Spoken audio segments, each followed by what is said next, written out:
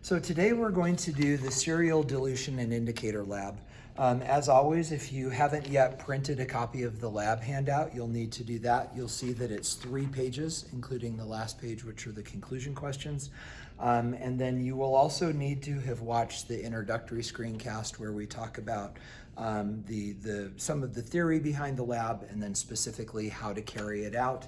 That will be very helpful as you try to make sense of what we're doing. So in order to do the lab today, we're going to start with a beaker of distilled water. We've got a couple droppers that we're going to use to move solutions around. We've got some magic universal indicator that we'll bring in just a bit. And then we've got a bottle of acid and base that will become important quickly. And here we go. So I'm going to actually label this. So this is B, C, D, E, F, and G. And then number 1 starts there, and they go up from there. So whether you can see that or not, that's going to be helpful for me. Okay, so what we're going to do is we've already filled up our distilled water beaker. We've got our droppers, and we've got our micro well tray all situated. So what we're going to do is we're going to put 9 drops of distilled water in wells D1 through E7, and then E1 through E6. This could take a very long time, so you may want to go get a snack. All right, so D, take off my goggles, I can't see the drops. 1, 2, 3, 4, 5, 6, 7, 8, 9. 1, 2, 3, 4, 5, 6, 7, 8, 9. Should we pause the video? Yeah, we'll pause. We'll be back when these are filled. All right. And we're back. After struggling mightily with finding all those drops, we now have 9 drops of water in wells D1 through D7 and E1 through E6. Now what we need to do is we need to get a store, if you will, of hydrochloric acid and sodium hydroxide. So the hydrochloric acid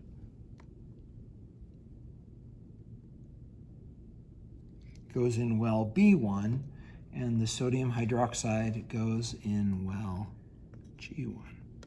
Good night. Like so. Okay, so now that we've got that all set up, we're now going to we're going to move down to the acid side of the serial dilution. In order to do this, we are going to, first of all, in step 7, take and pull up some of the 1 molar hydrochloric acid. We're going to place 1 drop of it in well D1, and then we're going to return the remaining acid to the well. So we've drawn that up, and we go over to well D1, and we place, I'm going to make sure I've got full drops. There we go. We're going to place 1 drop of that in well D1. Okay, so now that we've done that, we put the rest back, and now we're going to flush this dropper out with some distilled water. We want to get all of the residual acid out of there, so we pull that down. All right, and now we're ready to do the serial dilution. So what we're going to do is we're going to draw up the contents of well D1. We're going to put 1 drop of that into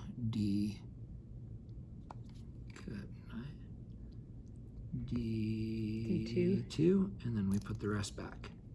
Then we drop the contents of well D2, and we take a drop of that and put it in D3, and then we put the rest back. Then we drop the contents of D3 and get this dripping like so, and we're going to put a drop of that into D4. And then we put the rest back. Then we're going to slurp up the contents of D5. We're going to put 1 drop of that into D6. And then we put the rest back.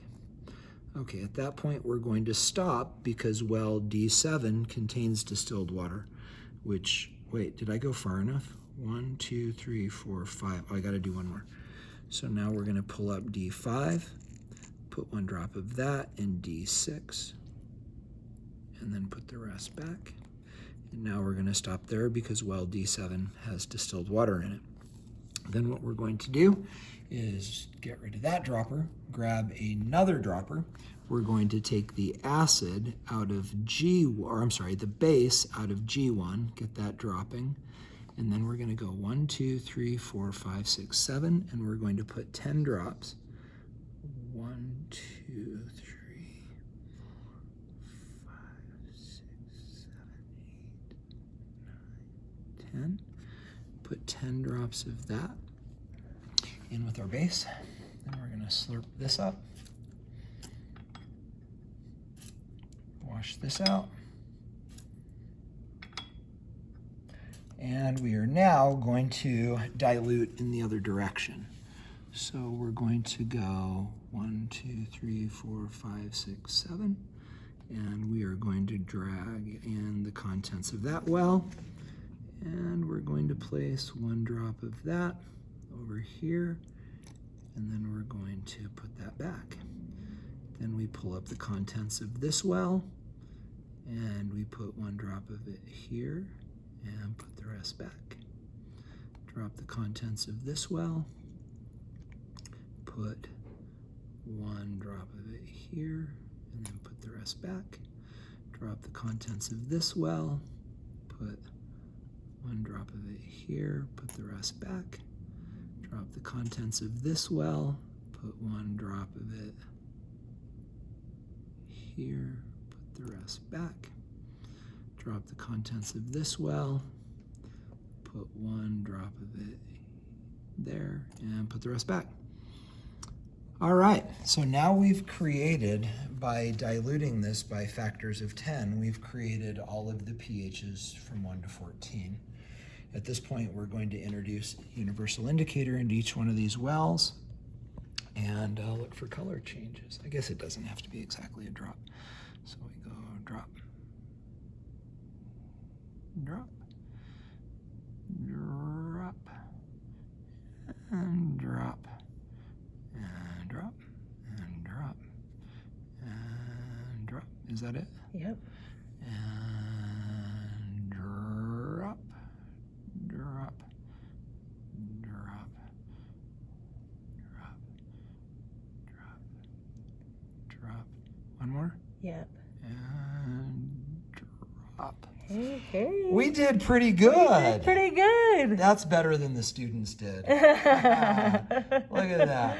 Yes. So what you're going to want to do now is record these colors. You'll look on page 2 and you'll notice in your data table, yeah, that's actually great right there. You'll notice that these circles collate? I don't know. They're correspond to the wells over here. So this is well D1, what's the color? This is well D2, what's the color, and so on. So as best you can in the video, from the colors that you see, describe these colors in each one of these circles. Doesn't have to be perfect, but realize what you're doing is you're identifying the colors of the indicators for each of those pHs. So this well is pH 1, what's the color? This well is pH 2, again, what's the color? And that goes all the way through pH 14, and what's the color? So what you can do is pause the video and take the time that you need in order to record these colors. But understand, if you were here to do the lab, once we've recorded these colors, we would not dispose of this tray because we got some more exploring to do with this information. Okay, now that you've had the opportunity to record these colors, what we're going to do is we're now going to use this color pH relationship scheme in order to figure out the pH of some other solutions. So what we're doing is we're actually just taking the distilled water that we started with. It's about 3/4 full. And we are now going to introduce, the lab says 3 drops. We're going to use a little more. We're now going to introduce some universal indicator. Like so. And we'll give that, actually here, we'll stir it with the straw. Heck yeah. All right, so we're gonna give that a little stir. Oh, that's pretty good. All right, and we're going to use that to coordinate with the colors that we've got in our color spectrum related to pH. So what you're going to do is down in that second data chart where it says before reaction, record this color and then the pH that represents given the color spectrum and the data that you recorded above. Now here comes the exciting part. What we're going to do is we're actually going to make this solution more acidic. To do that, we're going to introduce carbon dioxide from my exhaled breath. We're going to introduce carbon dioxide into the water, and as we do, the carbon dioxide reacts with the water and it forms carbonic acid. We'll see then that as the solution becomes more and more acidic, we should experience a color change that tracks with the colors of the indicators that we identified earlier. And we're going to do this long enough that I get lightheaded, and then we're going to call it quits.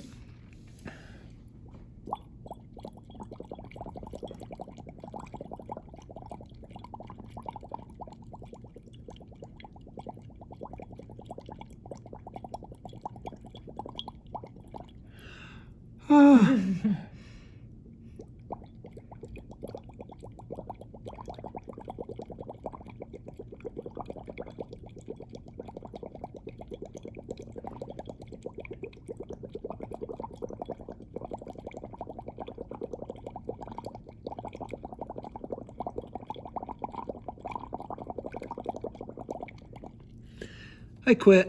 That was a good run. Oh, a little lightheaded now. There we go. So again, record that color in your data table, indicate the pH that is associated with. Then you'll notice that on the back there are two conclusion questions. The answers to those were actually covered in the introductory screencast. Make sure that you are watching that and accessing the correct answers. There are certainly correct answers to these questions, and then that's the end of your write-up.